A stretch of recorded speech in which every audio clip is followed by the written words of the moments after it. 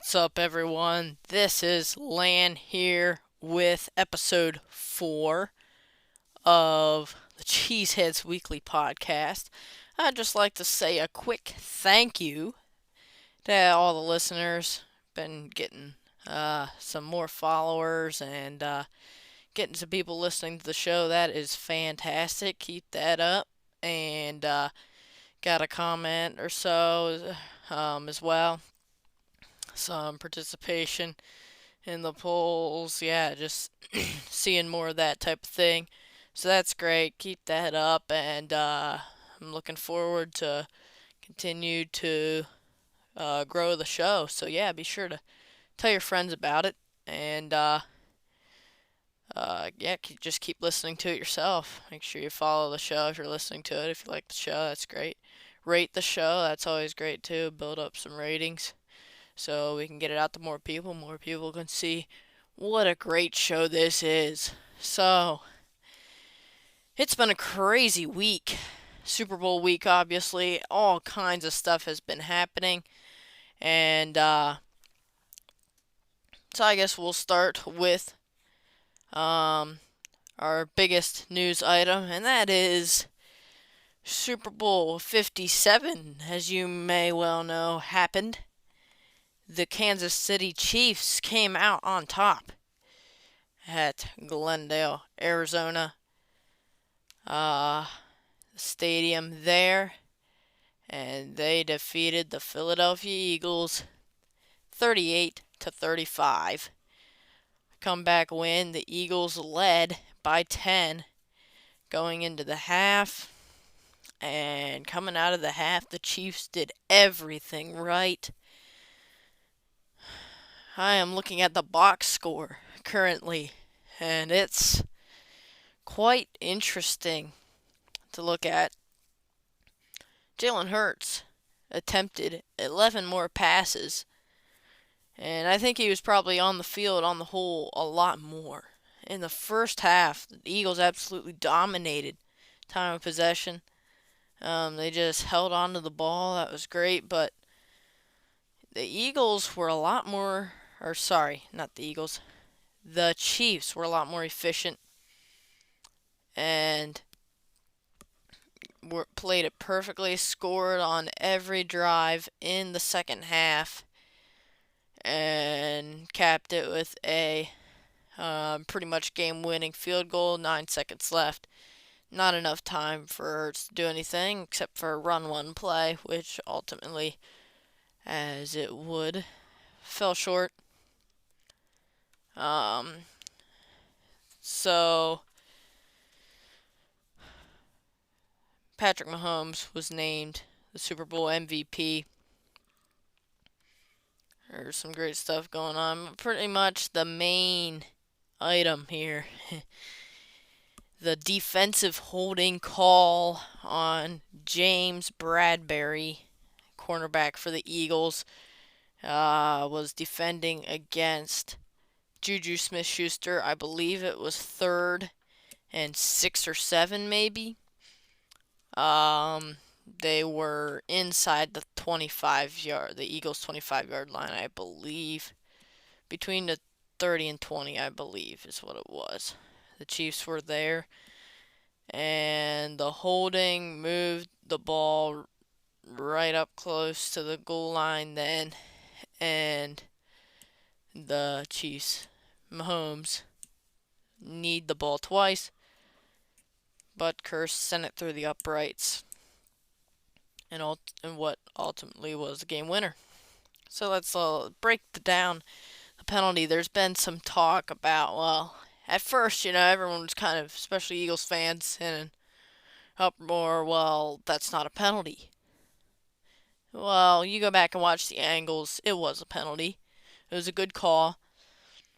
And so now we're like, okay, well, and by the way, I was rooting for the Eagles in this one, but I will say I did not care too much. I do like both teams, and Chiefs earned it, for sure. But the call, people kind of were like, well, he shouldn't have called it in that situation. Okay, so, at that point, they should just be letting him play it out. Well, here's the deal. If it's going to benefit one side or the other. So if it doesn't benefit the Chiefs right there, it's going to benefit the Eagles. And we're like, well, we wanted a thrilling finish. We're just seeing the Eagles or the Chiefs just walk it off. Then that's no fun. We were hoping maybe we'd see some overtime or something like that. See Hurts work some more magic. But you know what? It's not about um uh it's not about us. It's not about the fans. I mean, yes, it is in some ways, but you can't expect the ref to it's hard enough to make a call. You realize there's calls that are missed every single play. There's got to be lots of penalties every play that the ref doesn't see, okay? And they're going to call the ones they see, and guess what? It was the right call. You can't fault the refs at that point because you can't just say, "Okay, well, we wanted the game to play out." You got to let them play at that point. How's ref supposed to know that? How are you supposed to? You're putting that on the ref to be like, "Oh, it's the game's almost over. It's crunch time now. By the way, guys, don't call any penalties." No, no, we're not doing that. That's You can't fault the refs for that because they have enough take a lot of heat as it is if they just make one bad call, and it's near the end of the game. And so Jalen Hurts, let's go over the quarterbacks. I talked about how that was going to work, what they did, their accomplishments through the season, and what happened to get them to this. And I really love both of these quarterbacks. They're going to both be in the league for a long time, and I hope they stay with their respective teams. And we could very well see the Eagles back in the Super Bowl again. We'll start with Jalen Hurts. First half was his big time. He was holding the ball, and a lot of times they weren't even rushing it that much. He was rushing it plenty, but they didn't rush it that much, and they didn't actually do that great rushing. Surprisingly, their great O-line wasn't able to open up running lanes like you would have expected. But he got it done. They were throwing it downfield right away. There was, I believe, a no catch call on Devontae Smith when it was winding down to the half. That was a little bit controversial.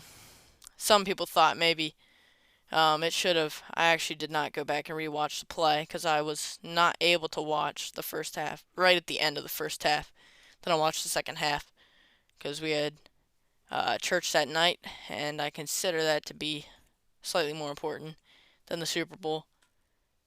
But the play that people were talking about, from what I heard, it was almost too inconclusive to overturn the call, and it was a very long review. But whenever I turned the game on, it was right when they actually revealed the call, and the announcers were talking about how long the review was. But so Devontae Smith, he could have had another big time catch. Devontae Smith, A.J. Brown, those guys were pretty much the guys. And then second half, we were seeing some Dallas Goedert too, which was great. Jalen Hurts looked really good. He was playing through pain and discomfort from what I heard from the beginning, what they were saying before the game. And thought maybe his deep ball would not be okay. I don't know. Towards the end, I was thinking the one where Devontae Smith was wide open and he almost scored a touchdown. He had to come back for it, and then he stumbled, and so he had to go out of bounds because he was trying to go back for it and spin around and run again, And that one looked like Jalen Hurts, couldn't quite get the ball down that far, maybe. But all the other throws, like the throw to A.J. Brown, 45-yard touchdown pass, that was fantastic. That was an amazing throw. Classic Jalen Hurts, like we've been seeing all year long. and he was not afraid to run. They played it aggressively. Their game plan was fantastic, and they just let Jalen Hurts go do his thing, and it was pretty much all him. The Eagles really struggled in all the other phases, but Jalen Hurts, he was getting it done on offense. Scored 35 points, so I would think that's great. But the big thing is Chiefs scored 38 points. No, they did not. They scored less than 38 points. It was 31 points, actually, against the Eagles' defense, because there was a defensive score. That was Jalen Hurts' one bad play. He was kind of running away from defenders, had some pressure, and just kind of dropped the ball right down in front of the defender chasing him. So, I'm not sure quite what happened there, but open field for Nick Bolton. Picked it up and ran in for a touchdown. He was pretty happy about that. Patrick Mahomes, he was amazing in the second half. Only passed for 182 yards, but he was just slicing and dicing the Eagles' defense up. The amazing thing was the Eagles had 0 sacks the whole game. And that that is pretty amazing considered what we were talking about. I couldn't believe that the Eagles didn't get any sacks after leading the league in sacks. Getting, putting pressure all over the Niners quarterbacks, injuring them both. So that was pretty amazing. The Chiefs O-line was a big winner. They were rushing quite well too. They averaged over They averaged 6.1 a carry. Everyone averaged over 5 yards a carry except for Sky Moore, and the only reason he didn't is because he only rushed once for 4 yards, and he could have got more yards, but he slipped on the play. Seemed to be a problem. Players slipping on the field. There was a bunch of players changing cleats. I'm not sure how that would exactly help, but they were trying, and it still wasn't working. They were slipping all over. So, I think great job to the Chiefs. Mahomes showed he can perform in big spots, re-injured the ankle, and was outrunning guys on a big clutch scramble play. The Kadarius Toney punt return, 65-yarder, longest in Super Bowl history. There's something else for you. That was great, and at a perfect time for the Chiefs, and that kind of busted it wide open and opened up everything for the Chiefs, and Eagles could not stop them in the second half at all. Their defense was pretty bad, considering how good we thought it was. So Chiefs, obviously the winners, and they did great. But I think Philadelphia, they performed great on the field. I think they performed even better off the field after the game. There was, talking about that call, James Bradberry himself said it was holding. I tugged his jersey. I was hoping they would let it slide. Yeah, obviously, but yeah, he did. Absolutely. Yeah, the game was tied, and they were facing a 3rd and 8. It was actually from the Philly 15. And there was, yeah, it was definitely holding. And Smith-Schuster thought it was holding too, of course. Carl Sheffers, the ref, said the receiver went to the inside, and what he was attempting to release to the outside. The defender grabbed the jersey with his right hand and restricted him from releasing to the outside. Therefore, we call it defensive holding. Brandon Graham said he trusts the refs, and stung a little bit, but guess what? It shouldn't come down to that. It doesn't come down to one play. They could have gotten stops earlier, and that is absolutely right. That's a great statement by Brandon Graham. Nick Sirianni said much the same thing. He said, yeah, fans, they might be upset, but that's what fans are going to do, and that's not what lost them the game. There's always lots of different plays you got to do better on, and that's what happened. That was the play that was closest to the end that caused, um, but they could have got a stop or two or three and could have won by 10 points, 20 points. Um, so I really like the sportsmanship. They got a lot of leaders, this Eagles team. Cannot wait to see them come back bigger and better and just ready to roll next season. But let's get into some other stuff. We have some trade rumors. Obviously, I took up lots of my time just talking about the Super Bowl, so there's not going to be a whole lot of Packers talk this week. Into the off season, we'll get into some more topics like that. Let's talk some coaching stuff. The Indianapolis Colts found their coach. New head coach is the Eagles offensive coordinator, Shane Steichen.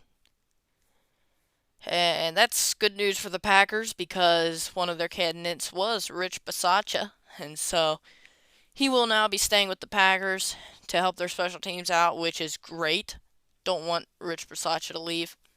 I mean, if I'm the Indianapolis Colts, yeah, you wanna hire Rich Bisaccia. I think the Raiders should have hired him. They would have been so much better, but because players love him, he's great for the locker room. But hey, we'll take him. So you just leave him to us, and we'll have him coaching our special teams.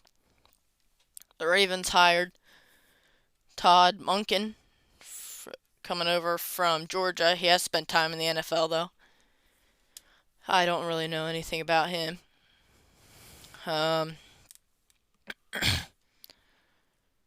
And the Eagles, just a little bit ago, finally got their guy. Guess who it is? It's the Eagles. Defensive coordinator Jonathan Gannon. Nobody wanted that job. It's just kind of chaotic over there. And now you got the Kyler injury kind of on top of things. Tom Brady says he hopes Rodgers does not retire. He says, quote, "The league needs good quarterbacks." I guess. But they do have good quarterbacks even without Rodgers. There's some talk about Derek Carr. He was officially released a little bit ago as well. During the week, he said he wasn't going to accept any trade.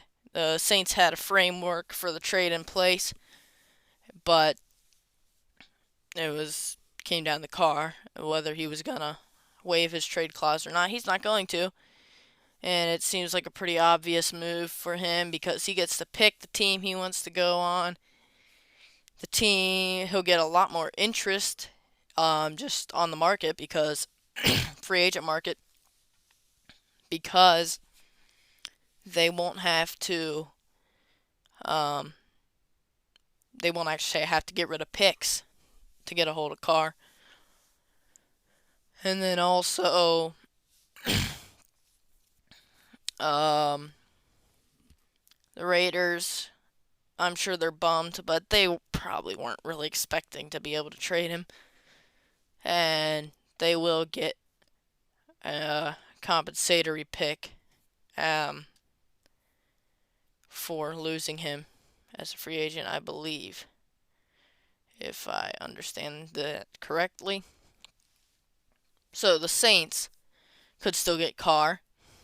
I would think the Jets would be a great option, It's New York. Carr's coming from Las Vegas, so it's kind of a big market city, big market team, and going from big market to big market, at least I would think so. I would think Las Vegas is pretty big stuff. And then, of course, New York obviously is. For that reason, I'm not sure it's like greatest place for Rodgers, but guess what? We got lots of Rodgers news. Last Tuesday on the Pat McAfee show, he has been the butt of many jokes, you could say. He's been put on memes, different stuff. He said he's gonna go on a 4-day darkness and isolation retreat. He is gonna eat food, so that's good. I kind of need food to be able to think with a clear mind, and I'm sure the darkness and isolation will happen too. He even mentioned that it tends to uh, make for hallucinations or something like that. I mean, it tends to happen. Yeah, so he might be over there trying to make a decision. He's hallucinating about how how maybe he throws a pass up in the air and somehow uh it's really windy and um it blows to the wrong receiver, goes to the one that he doesn't like, the young guy, like say Romeo Dobbs, because he didn't want to throw to him. He thought he might drop the ball, so he was trying to throw it into to double coverage to like Randall Cobb or someone, and went over to Dobbs, and Dobbs dropped it, and now he's like, yeah, we're not going to the Packers. Never mind. But you never know. That could sway his decision. Hallucinating is just something that I'm sure could be a vivid picture of what he should do or should not do. uh, he also said, "What do you mean? Of course I would want to share the stage with Tom Brady. Why, he's a great quarterback. And J.J. Watt, yeah, I love those guys, man. I'd be great sharing stage with them." Um, that doesn't terribly sway my opinion on what he thinks on that. And I mean, Brady doesn't want him to retire. He probably wants the stage a little bit more to himself too. So maybe that's why he's like, the league needs good quarterbacks, but just don't retire. I don't really care why, but that's my reason. Also, the Jets did inquire to see if Aaron Rodgers is available for a trade. And Ian Rappaport also had reported that Rodgers was going to start his darkness retreat yesterday, which would be Monday, day after the Super Bowl. And Rodgers was like, "What do you mean? You don't know nothing about my life?" And he said on the Pat McAfee show this Tuesday, that he's not going to start it till like the end of the week sometime. Didn't say exactly when, of course, because Rodgers would never do something like that. That is about it, although I would like to give a few just random predictions. I think maybe Derek Carr. Actually, I do have a quick piece of news. Lamar Jackson. He's going to get franchise tagged if they can't get a deal done, which it's looking like they're still pretty far apart. But it's possible if, maybe 4 or 5 first round picks, if they get that many, the Ravens could possibly be swayed into a trade. Can't imagine anything like that would happen, but you never know. It's a good topic for speculation. And so, quick predictions here. I think Lamar Jackson will stay with the Ravens on the franchise tag, and then after that, he'll probably get a new deal. I think they'll get him a new deal. They can't afford to let him walk. And I think Derek Carr will go to the Jets. I think he's a good option for the Jets. Jets pick him up. Because you know what? He'll throw to anyone. He'll throw to young guys. He doesn't have all that drama. He's just a great guy to build around. I guess he does have some because he's also just being benched and then released. But he's still a good quarterback, if you ask me. Put him in front of those young weapons. I think that would be great for the Jets. And he's a great guy to have around. Also, please check out the video. There's a video of him saying this. Someone asked him after the Pro Bowl if he had a really great outing with the precision passing, and a reporter asked him if he was ever that hot with the Raiders, and Carr's like, not that hard.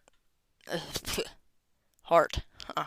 Must be Valentine's Day. Anyway, not that hot. It's probably why I'm leaving. Pretty much what he said. Might not be his exact words, and you should definitely check out the video because it's better.